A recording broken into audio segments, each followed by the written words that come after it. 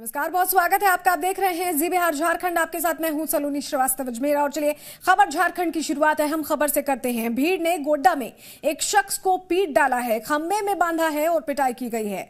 बाद में उसे पुलिस छुड़ा कर ले गई। हैरानी की बात है कि पीड़ित दिव्यांग है, लेकिन उसकी हरकतें सुनेंगे तो चौंक जाएंगे। दरअसल भीड़ का गुस्सा उसकी करतूत पर भड़का, जो बीच सड़क पर प्रधानमंत्री इमरान खान के कसीदे पढ़ रहा था, लोकतंत्र और जाबाज शौर्यों का मजाक उड़ा रहा था।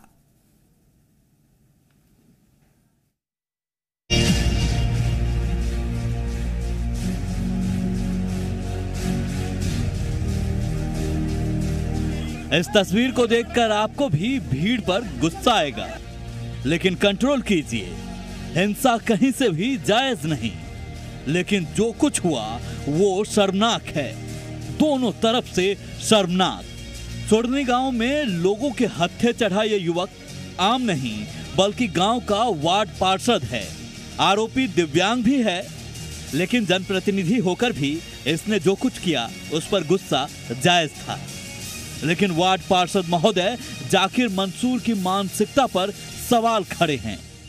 ऐसा भी क्या दिमागी फितूर कि पाकिस्तान याद रहे, हिंदुस्तान नहीं।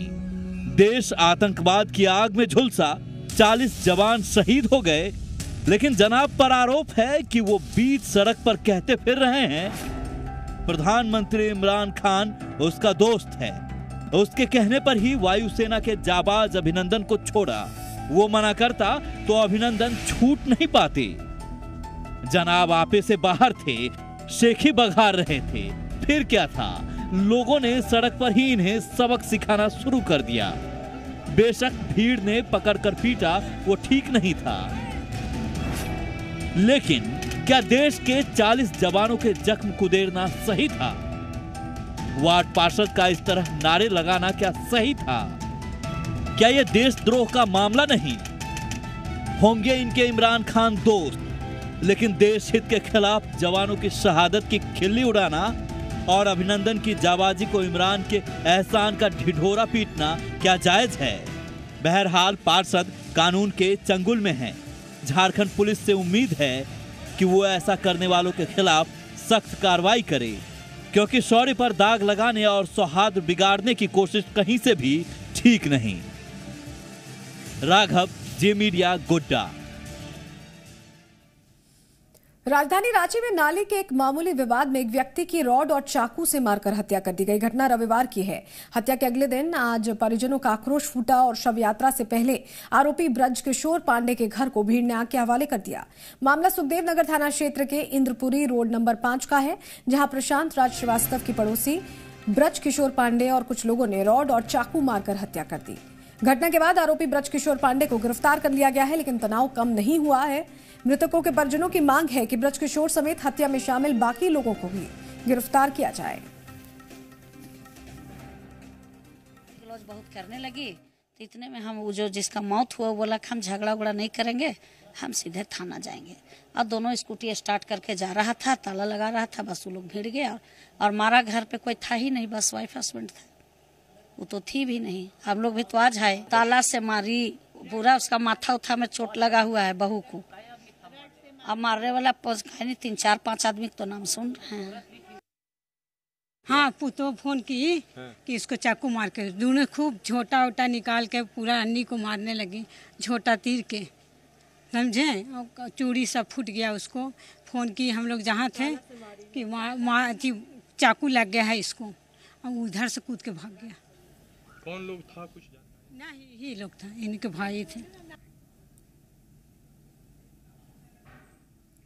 धनबाद के पुटकी थाना क्षेत्र के कंठी लाल सिंह तालाब में नहाने के दौरान डूबने से 2 बच्चों की मौत हो गई। दोनों की उम्र 12 से 13 साल के बीच बताई जा रही है। घटना की जानकारी मिलते ही लोग मौके पर पहुंचे और दोनों बच्चों को मुनीडीह हॉस्पिटल ले गए, लेकिन डॉक्टर्स ने दोनों को मृत घोषित कर दिया है। हादसे के बाद परिजनों का रो रो कर बुरा हाल है। घटना की जानकारी मिलने के बाद पुलिस टीम मौके पर पहुंची और मामले की छानबीन में जुट गई है। छुट्टी का भी दिन है, बच्चे लोगों को मौका लगा, वो लोग नहाने गए थे कंठी तालाब करके, वो बदबी किए में है, तो नहाने के क्रम में इन लोग गहरा पानी में चल गए, जिसके चलते इन लोग का नहाने के तो बच्चा लोग डेली नहाता है, नहाते नहाते तालाब से गड़ा है, हम लोग बाद में पता चला तो हम लोग भेज के निकाले। जामताड़ा में जंगली हाथियों ने फिर कोहराम मचाया है। 17 जंगली हाथियों के झुंड ने जामताड़ा थाना क्षेत्र के जोन्हारगोड़ा गांव में एक शख्स की जान ले ली। मृतक केटिया कोल खेत में पशु चरा रहे थे और इसी बीच जंगली हाथियों का झुंड वहां पहुंचा और उसे पटक पटक कर मार डाला। इस घटना से गांव वाले काफी डरे हुए हैं और अगल बगल के दर्जनों गांव में हाथियों को लेकर दहशत बनी हुई है। घटना की सूचना वन विभाग और स्थानीय प्रशासन को दी गई है। मौके पर जामताड़ा के प्रशासनिक अधिकारी पहुंचे हुए हैं। ग्रामीणों का कहना है कि हाथियों का झुंड लगातार जामताड़ा जिले में फसलों को नुकसान पहुंचाता रहा है, घरों को तोड़ता रहा है और लोगों की जान इस तरह से लेता रहा है, लेकिन इसका कोई स्थायी निदान वन विभाग की तरफ से नहीं किया जा रहा है, जिससे कि लोगों में खासी नाराजगी है। मौके पर पहुंचे जामताड़ा के अंचलाधिकारी चंद्रदेव प्रसाद ने मृतक के परिजनों को 4 लाख रुपए के मुआवजे देने की घोषणा की है। कल 18 हाथी का सबको कंफर्म हुआ कि 18 हाथी लदना गांव में घुसा है। रात को हम लोग को 14 हाथी मिला है। रात भर हम लोग खिदाड़े हैं। फॉरेस्ट का जो लोग आए थे वो लोग खाली रोड में सर घूम रहा है। गांव में टोला में कहीं कोई सरकारी व्यवस्था नहीं दिया गया है, किसी को ना लाइट ना कुछ। और फॉरेस्ट का जो है ये लोग खाली बाइक पर और 4 चक्का में घूम रहे हैं सर रोड में, और हम लोग खदेड़ रहे हैं हाथी को। और हमारे डिपार्टमेंट से जो प्रतिवेदित किया जाता है वन विभाग को, और वन विभाग के द्वारा संबंधित व्यक्ति को एक मुश्त 4 लाख रुपए का राशि डीबीटी के माध्यम से उपलब्ध कराया जाता है। तो अभी स्पॉट पर आया है, पता चला कि ऐसा कुछ है, तो हम लोग आकर इस बात की पुष्टि कर चुके हैं कि ऐसा कुछ घटना हुआ है। अब इस घटना के पश्चात जैसे ही हमें फॉरेस्ट डिपार्टमेंट के द्वारा निर्देश प्राप्त होगा, हम लोग अग्रेतर कार्रवाई करते हुए जल्द से जल्द वो प्रतिवेदन हम लोग उपलब्ध कराएंगे। 5 मार्च को गोड्डा से बीजेपी का चुनावी शंखनाद करेंगे पार्टी के अध्यक्ष अमित शाह और तैयारियां पूरी हैं। और इससे पहले शाह का झारखंड दौरा 2 बार रद्द हो चुका है। इस दौरे को लेकर कार्यकर्ता और राज्य के नेता बेहद उत्साहित हैं। दौरे पर पार्टी के चुनावी प्रबंधन पर गहन मंथन चिंतन होना तय है। और यही नहीं, गोड्डा को करोड़ों की कई विकास योजनाओं की सौगात भी मिलेगी। बीजेपी अध्यक्ष अमित शाह के दौरे को लेकर झारखंड में एक बार फिर सियासी पारा चढ़ने लगा है। 5 मार्च को बहुप्रतीक्षित दौरे पर आ रहे हैं अमित शाह। शक्ति केंद्र कार्यकर्ता सम्मेलन को संबोधित करने पहुंच रहे अमित शाह की ये झारखंड यात्रा कई मायने में अहम है। लोकसभा चुनाव होने से पहले अमित शाह का चुनावी यलगार इसे माना जा रहा है। विरोधियों की नजरें भी इस पर टिकी हैं, क्योंकि बीजेपी का लक्ष्य है 14 की 14 सीटों पर कब्जा। लेकिन जेएमएम और महागठबंधन का दावा भी अपनी जगह है। संथाल परगना की धरती है, वीर पुरुषों की धरती है, सिद्धू कान्हू की धरती है, शिबू सोरेन की धरती है। उसका एक इतिहास है, बहुत गौरवशाली इतिहास है। और वहाँ इस तरह के लोग, जुमलेबाज लोग आके कुछ वादे करेंगे, कुछ बड़ी बड़ी बातें बोलेंगे, फिर पुरानी जुमलेबाजी दोहराएंगे, उससे कोई अंतर नहीं पड़ना। अमित शाह जी भी मात्र औपचारिकता पूरी करेंगे। इनके रैली के, इनके आने और जाने से, इनके कार्यक्रम से संथाल में कोई फर्क नहीं पड़ने वाला है। संथाल में भारतीय जनता पार्टी के खिलाफ हवा चल चुकी है। गौर करने वाली बात है कि जेएमएम ने 2 सीटों पर जीत हासिल की, जहां उनका गढ़ रहा। ऐसे में इस सीट को किसी भी सूरत में छीनने की कोशिश बीजेपी की है। जाहिर है बीजेपी की नजर जेएमएम के गढ़ में विजय पताका फहराने की है, क्योंकि संथाल परगना के बगैर 2019 के चुनाव में लक्ष्य साधना संभव नहीं।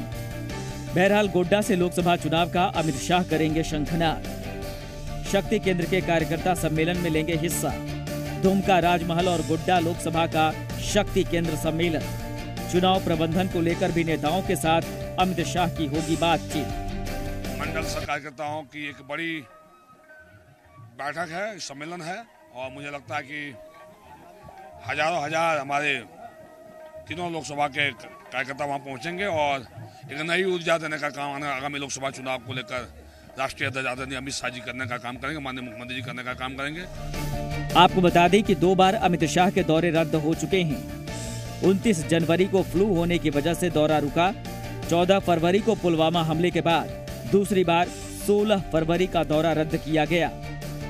अमित शाह का ये दौरा बेशक लोकसभा चुनाव को देखते हुए अहम है, लेकिन सुदेश सरयू का समीकरण भी ठीक करना होगा। इस दौरे पर एजेएसयू की बढ़ती 3 सीटों की जिद और सरयू का खफा होना भी उनके सामने मसला होगा। सरयू राय दिल्ली में अमित शाह से मिल नहीं पाए थे। जाहिर है तमाम सियासी नखरे भी अमित शाह को सुलझाने होंगे। कुमार चंदन के साथ ब्यूरो रिपोर्ट, जी मीडिया, रांची।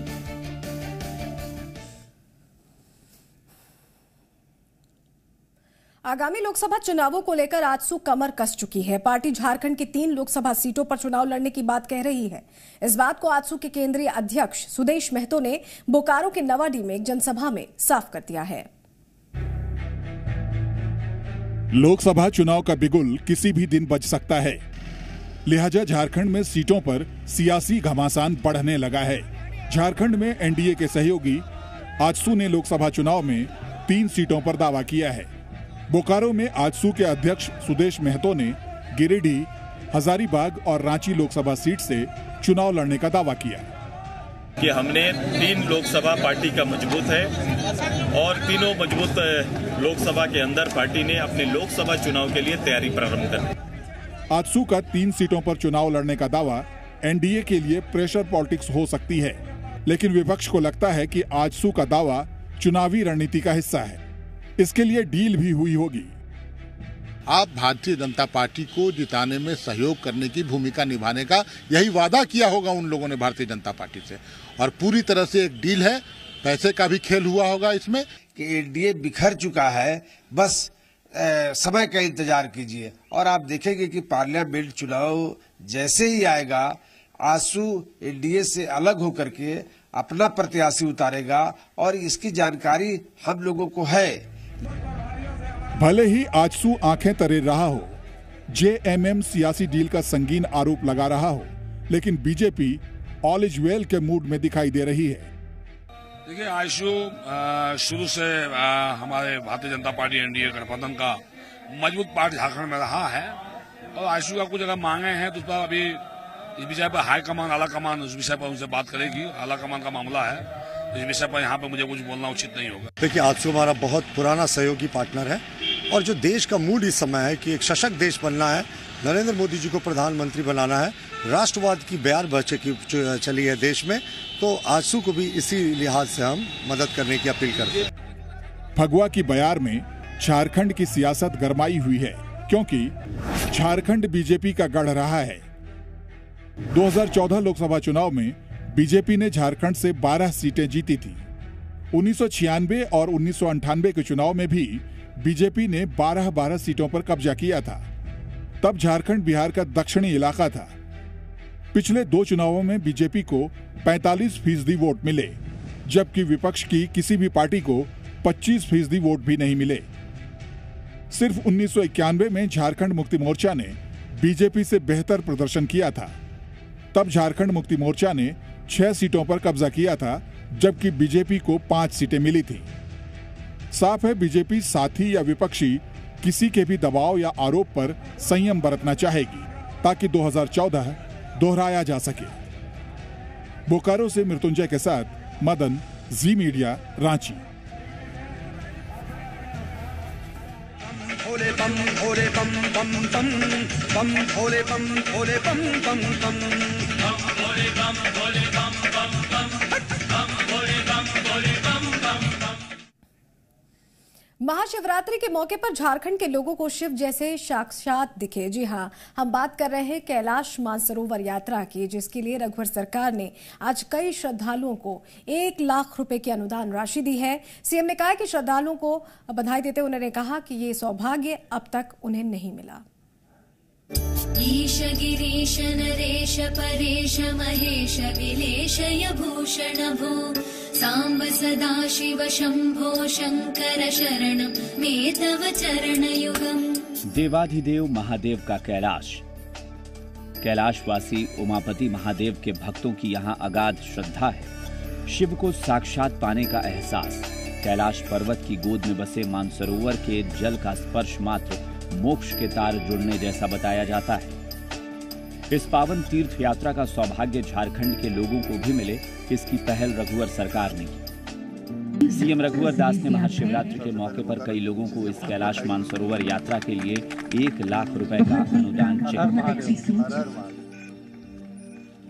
1 लाख रुपए की अनुदान राशि घोषणा की थी और उस घोषणा के अनुरूप आज जो भी हमारे झारखंड के तीर्थयात्री मानसरोवर गए थे उनको अनुदान दी जा रही है। इस साल 75 लोगों ने झारखंड से मानसरोवर की यात्रा की। सीएम ने बताया मानसरोवर तीर्थयात्रियों को सौभाग्यशाली, सरकारी खजाने पर जनता का अधिकार। सौभाग्यशाली है, हम लोग उस सौभाग्यशाली में गिनती में अभी तक नहीं आए कि मानसरोवर तीर्थ यात्रा हम कर सके। तो आप सब बहुत सौभाग्यशाली हैं कि आप सब मानसरोवर की तीर्थ यात्रा दर्शन करके आए। बढ़ावा मिलेगा इसको, और बहुत लोग ट्रैकिंग करते हुए स्वास्थ्य की नज़र से भी बहुत अच्छा है। स्वस्थ रहेंगे, मस्त रहेंगे, ताकि ये इस यात्रा को सफल बनाएंगे। और सरकार का योजना बहुत बढ़िया जबरदस्त। मैं इसके लिए बोलूँगी कि हर एक व्यक्ति को मानसरोवर यात्रा जरूर करनी चाहिए। वहाँ जाने से बहुत एक अच्छा अनुभव होता है जो हम लोग यहाँ पे फील नहीं कर पाते। ये अनुभव मैंने वहाँ पे देखा है। कम से कम पहली बार भारत में सनातन धर्म के प्रति किसी का कुछ सोच हुई है, नहीं तो हमेशा भारत में तुष्टिकरण की राजनीति होती थी। लोगों को देखिए प्रोत्साहन तो मिलेगा ही ना। 1 लाख की राशि कोई कम नहीं होती। कितना 150-160 लग रहे हैं। सीएम ने कहा कि उन्होंने इस पावन यात्रा का सौभाग्य अब तक नहीं पाया, लेकिन उनकी कोशिश है कि इस योजना का लाभ ज्यादा से ज्यादा लोगों को मिले। सीएम ने इस मौके पर ईंटखोरी में सबसे ऊंचा बौद्ध स्तूप बनाने का संकल्प दोहराया। दुनिया का सबसे बड़ा स्तूपा ईंटखोरी में बने, ताकि दुनिया के लोग, अभी चाइना में सबसे बड़ा दुनिया का स्तूपा है, तो राज्य सरकार उस पर काम कर रही है, डीपीआर बना रही है, ताकि अधिक से अधिक दुनिया का बौद्धिज्म धर्म मानने वाले झारखंड में आए, ईंटखोरी में आए। बहरहाल कैलाश मानसरोवर यात्रा की इस सौगात के बाद झारखंड वासियों को बड़ी राहत मिली है। कुमार चंदन, जी मीडिया, रांची।